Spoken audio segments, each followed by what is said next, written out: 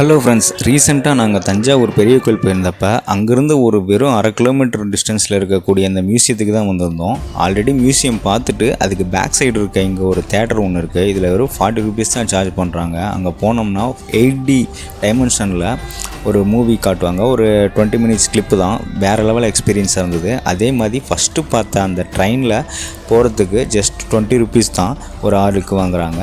அப்படியே அந்த மியூசியத்தை ஒரு ரவுண்டு சுற்றி காட்டுவாங்க. ஸோ பார்க்குறதுக்கு குழந்தைங்களோட போய் பார்க்குறதுக்கு ரொம்ப என்ஜாயபிளான ஏரியா தான் இது. ஸோ தஞ்சாவூர் போகிறவங்க கண்டிப்பாக மிஸ் பண்ணாமல் இந்த ஏரியா ரெண்டையும் பாருங்கள், வேறு லெவலில் இருக்கும்.